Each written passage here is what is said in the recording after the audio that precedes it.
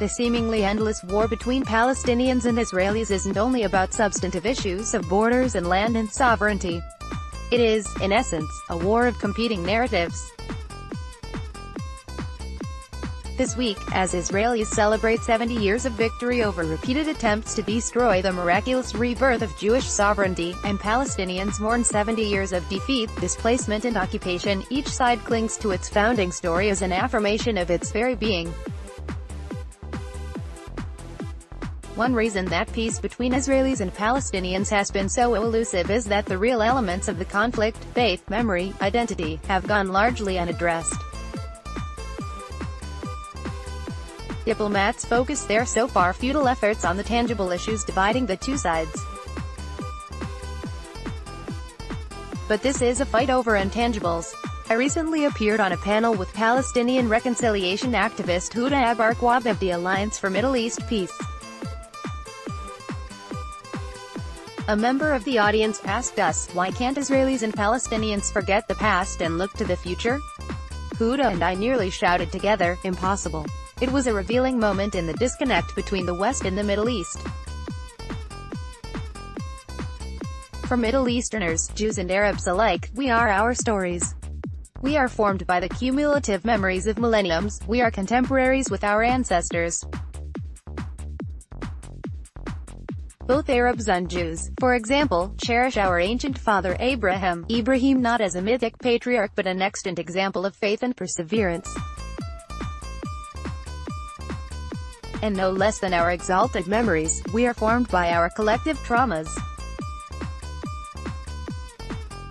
As we enter the 8th decade of the conflict, the two sides are further apart than ever. Palestinians see spreading West Bank settlements eroding the chances of a two-state solution. Meanwhile, Israelis witness the denial of their country's right to exist, conveyed by Palestinian media, schools and mosques. And with the U.S. Embassy opening in Jerusalem, violence in Gaza and the West Bank will likely intensify.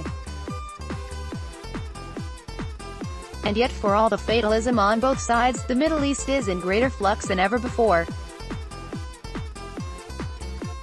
Fear of an imperial Iran is drawing together Israel and the Sunni Arab world.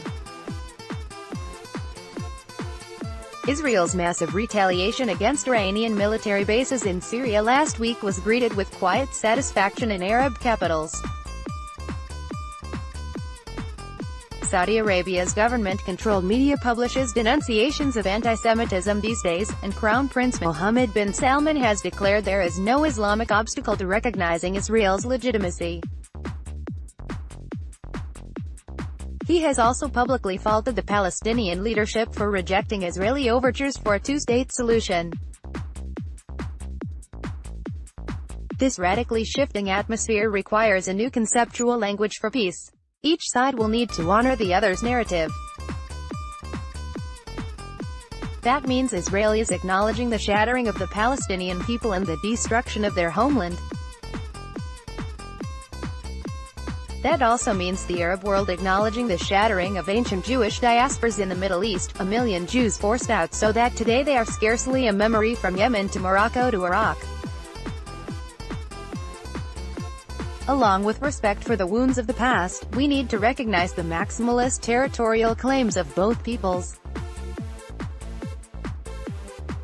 Each can make a compelling case for why the land between the Jordan River and the Mediterranean Sea belongs by right to its side. For a Palestinian whose family fled Jaffa near Tel Aviv, what is now the State of Israel will always be part of Palestine. And for me, as a religious Jew, the West Bank isn't occupied territory but Judea and Samaria, the biblical heart of my homeland. But solving our conflict will require each side to contract its maximalist dreams, a violation of its perception of justice. And each must acknowledge the sacrifice of the other. A successful Middle Eastern, not a Western, peace process would also draw on religious language. In the past, diplomats tried to circumvent the religious sensibilities on both sides to reach a rational compromise. But for us, a peace process between secularized elites lacks legitimacy. Moderate rabbis and imams must be willing to probe their respective traditions to justify painful compromise.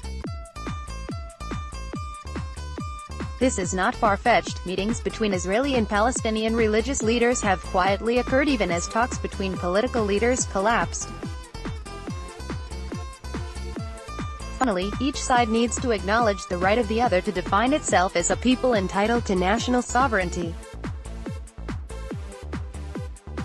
On the Palestinian side, one of the great obstacles to peace is accepting that the Jews aren't just members of a religion but a people.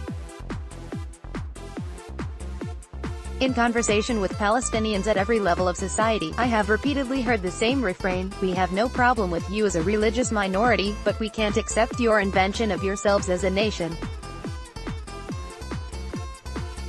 On the Israeli side, much of the right denies the existence of a Palestinian people, insisting that it is a contrived identity whose sole purpose is to undermine Israel.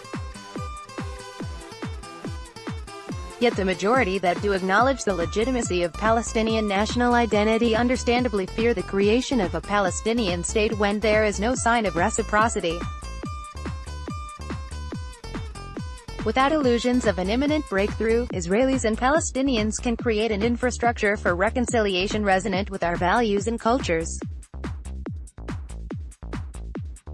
No outside power, however well-intentioned, can do that hard work for us. We need to hear each other's narratives, and acknowledge that two rightful claimants share this tortured land between the river and the sea. 70 years on, there is still no other choice. Yossi Klein Halevi is a senior fellow at the Shalom Hartman Institute in Jerusalem. His new book, Letters to My Palestinian Neighbor, will be published this month by HarperCollins. He wrote this article for the Los Angeles Times.